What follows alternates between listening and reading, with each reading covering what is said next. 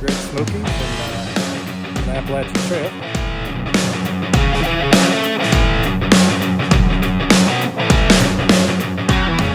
On contact so far. It's getting late, so I may not make it today. We're going to see what happens.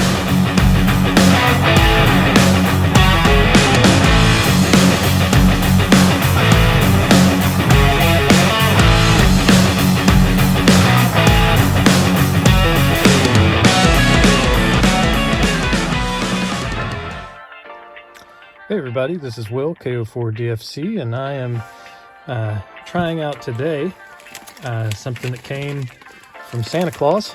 I got the Lido, it's a universal mount for what I'm going to try to do is put both the Yaesu FT-891 head and the Icom 5100A head on this bracket.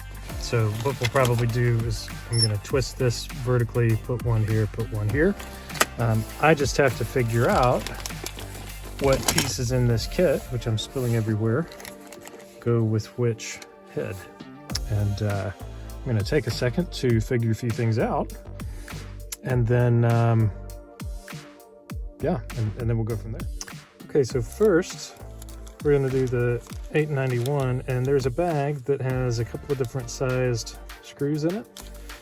What I want to show you is that the smaller of those two screws, which is this one, is actually the same size as this. This is the stock Yaesu 891 screw that mounts the back of the radio into the mounting bracket, which the stock one looks like this, and you mount the radio here, and then the screw goes through that hole, and then this side is down on your dash or wherever you're going to mount it, like that.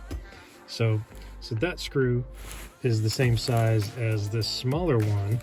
What I'm going to see is if I can probably just run the screw through that hole and mount it there. But there's also a couple of brackets that I'm going to try out here.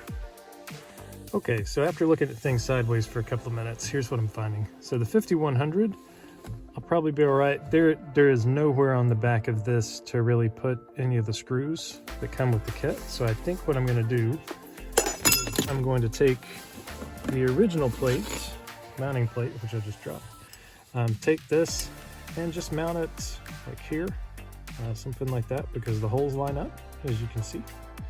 And then the magnets will just attach to this like it did before, so I can put that on either one of these. I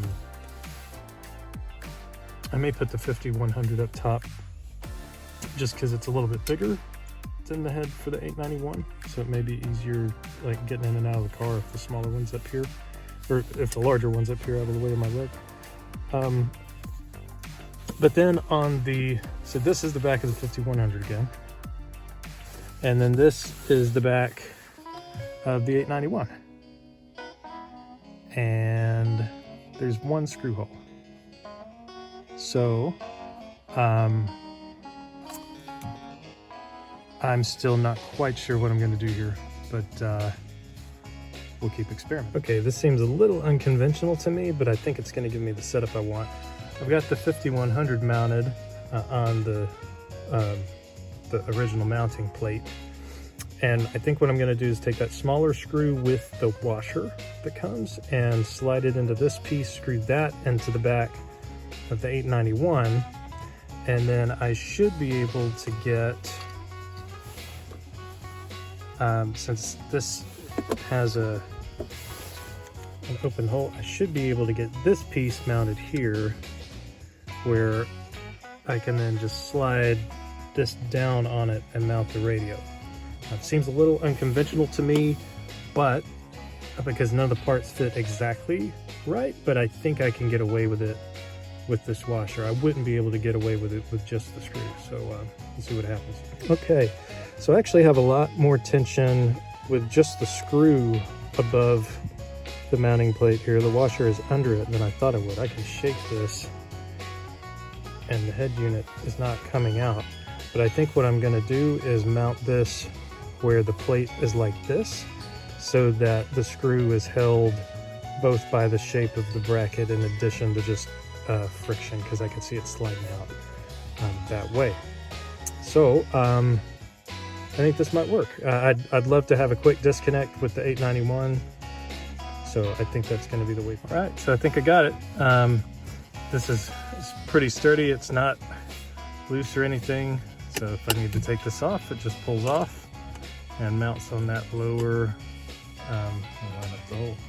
mounts on that lower piece of those two prongs. So there's only one on the back of this, but it just goes here on this one. For some reason that won't slide over all of them, it'll only slide over that one. And then the 5100's mounted up here. So I think that's a wrap. And now all of these spare parts go to the ham radio spare parts bin.